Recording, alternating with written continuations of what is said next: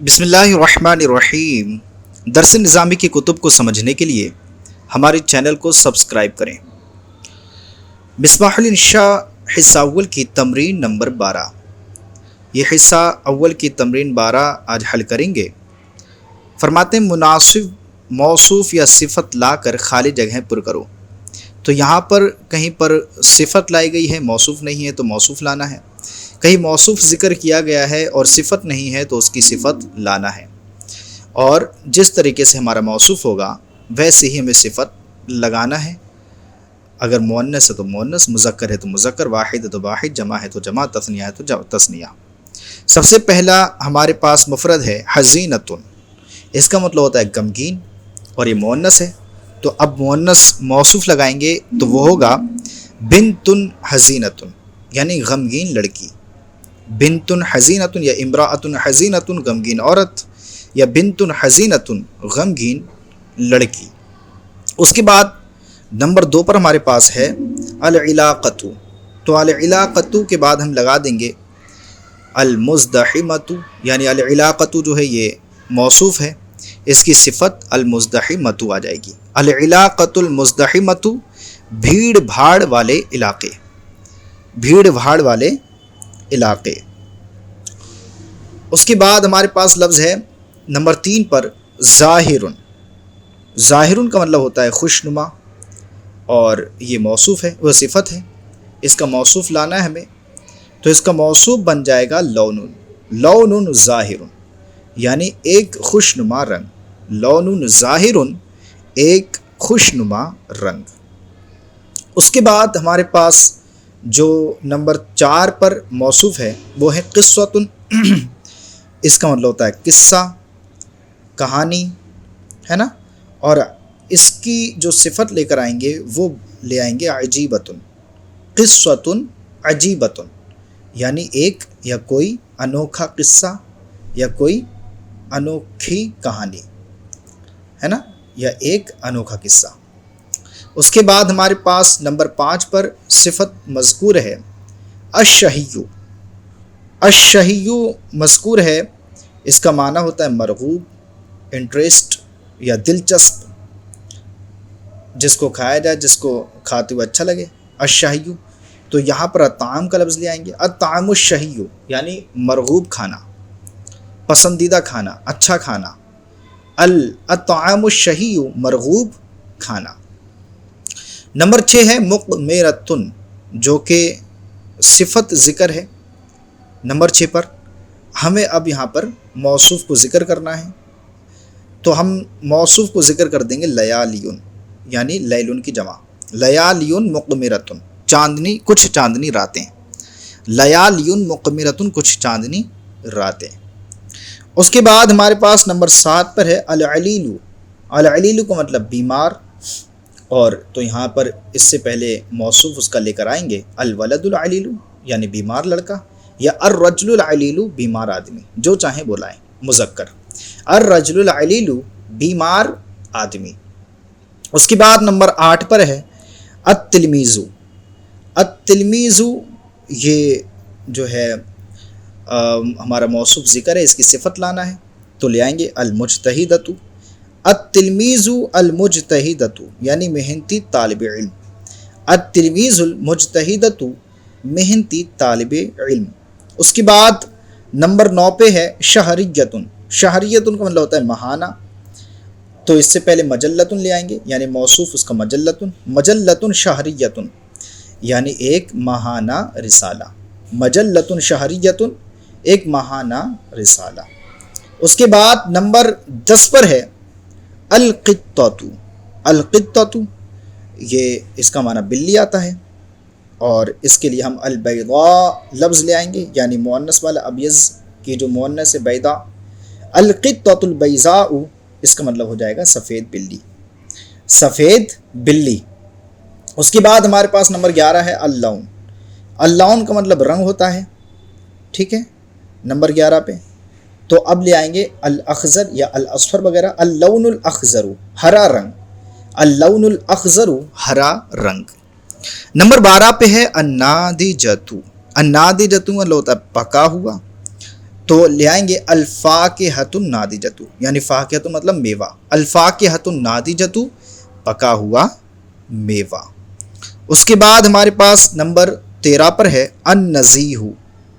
النزیہ، النزیہ کا معنی ہوتا ہے تفریح،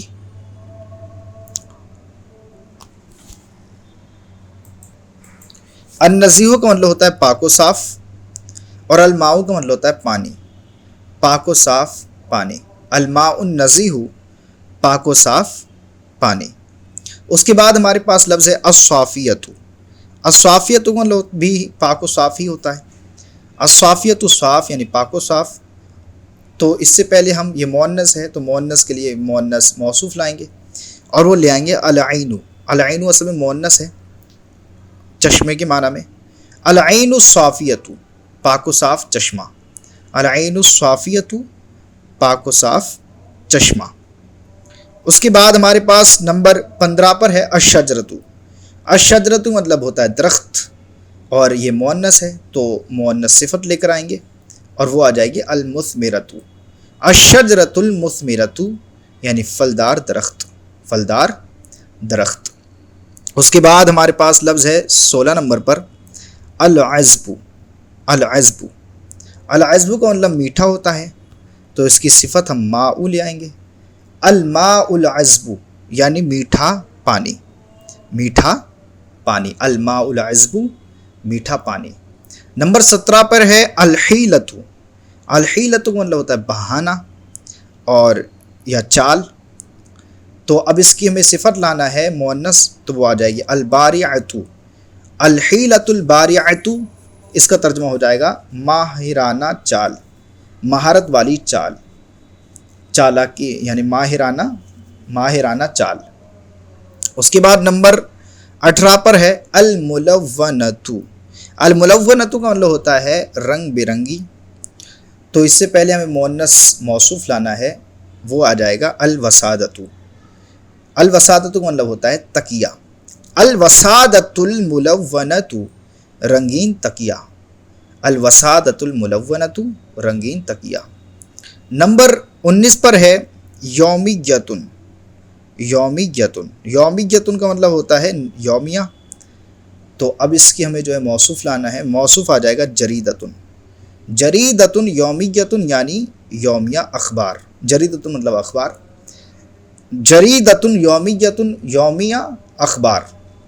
اس کے بعد ہمارے پاس لفظ ہے الفارو۔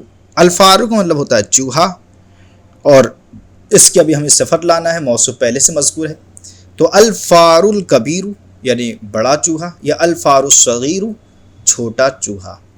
اس کے بعد ہمارے پاس لفظ ہے نمبر 21 پر مدرسۃ۔ تو مدرسۃ مطلب مدرسہ ہوتا ہے، اور ہم یہاں پر مدرسے کا جو ہے ثانویۃ لے آئیں گے، یعنی کوئی ہائی اسکول، کوئی ہائی مدرسہ، مدرسۃ ثانویۃ کوئی ہائی اسکول یا کوئی ہائی مدرسہ۔ اس کے بعد ہمارے پاس لفظ ہے السمینۃ۔ السمینۃ کا مطلب ہوتا ہے موٹا، لیکن یہ مؤنث موٹی، تو البقرۃ لے آئیں گے موصوف، البقرۃ السمینۃ یعنی موٹی گائے، البقرۃ السمینۃ موٹی گائے۔ اس کے بعد ہمارے پاس لفظ ہے مہمۃ، ہے نا، مہمۃ کا مطلب ہوتا ہے سرکاری، اہم، مہمۃ اہم کے معنی میں آتا ہے، تو مہمۃ اہم، اس کی ہمیں صفت لانا ہے، صفت آ جائے گی رسمیۃ۔ مہمۃ رسمیۃ ایک اہم سرکاری کام، ایک اہم سرکاری کام، مہمۃ رسمیۃ ایک اہم سرکاری کام۔ اس کے بعد نمبر 24 پہ الخرقاء۔ الخرقاء کا مطلب ہوتا ہے بد سلیقہ، الخرقاء بد سلیقہ، البنت الخرقاء یعنی بد سلیقہ لڑکی، یا الامرأۃ الخرقاء بد سلیقہ عورت، یعنی مؤنث ہے کیونکہ الف ممدودہ لگا ہوا ہے اس لیے، تو مؤنث موصوف بھی لے کر آئیں گے۔ الحدیقۃ، الحدیقۃ کا مطلب ہوتا ہے باغ، تو الحدیقۃ الکبیر بھی کر سکتے ہیں، کبیرۃ یعنی بڑا باغ، یا الحدیقۃ الصغیرۃ چھوٹا باغ، یا الحدیقۃ الکثیفۃ گھنا باغ یہ بھی کر سکتے ہیں۔ اس کے بعد ہے نشیطن، نشیطن کا مطلب ہوتا ہے فرتیلا، تو ولد نشیطن فرتیلا لڑکا، ولد نشیطن فرتیلا لڑکا۔ اس کے بعد ہمارے پاس لفظ ہے نزہتن، نزہتن کا مطلب ہوتا ہے تفریح، تو اب اس کی ہمیں جو ہے صفت ذکر کرنا ہے۔ نزہتن خلویتن یعنی ہوائی تفریح یا ہوا خوری، نزہتن خلویتن ہوا خوری۔ المحکمۃ لفظ ہمارے پاس ہے یعنی موصوف ذکر ہے نمبر 28 پر، اس کا مطلب ہوتا ہے کوٹ، تو اب ہمیں اس کی صفت ذکر کرنا ہے۔ المحکمۃ الصغیرۃ چھوٹی کوٹ، یا المحکمۃ الکبیرۃ بڑی کوٹ وغیرہ، اس طریقے سے صفت لا سکتے ہیں۔ آگے ہے نمبر 29 پہ فتاتن، فتاتن کا مطلب ہوتا ہے دوشیزہ نوجوان لڑکی، تو فتاتن عفیفتن ایک پاک دامن لڑکی، اس ترجمہ کر سکتے ہیں۔ فتاتن عفیفتن ایک پاک دامن لڑکی ہے، عفیفتن مطلب پاک دامن۔ آگے ہے ثانویتن، ثانوی مطلب ہوتا ہے ہائی سیکنڈری، اور اس سے پہلے ہمیں جو ہے موصوف ذکر کرنا ہے، تو موصوف آ جائے گا مدرستن، مدرستن ثانویتن کوئی ہائی اسکول، کوئی ہائی مدرسہ، کوئی سیکنڈری اسکول، اس کا ترجمہ ہو جائے گا۔ تو الحمدللہ عز و جل ہماری تمرین نمبر 12 مصباح الانشاء کی مکمل ہوئی۔ امید کرتے ہیں کہ آپ کو یہ تمرین سمجھ میں آئی ہوگی۔ اگر تمرین سمجھ میں آئی ہو تو پلیز ہمارے چینل کو سبسکرائب کریں اور اپنے دوستوں کے ساتھ شیئر کریں۔ السلام علیکم ورحمۃ اللہ وبرکاتہ۔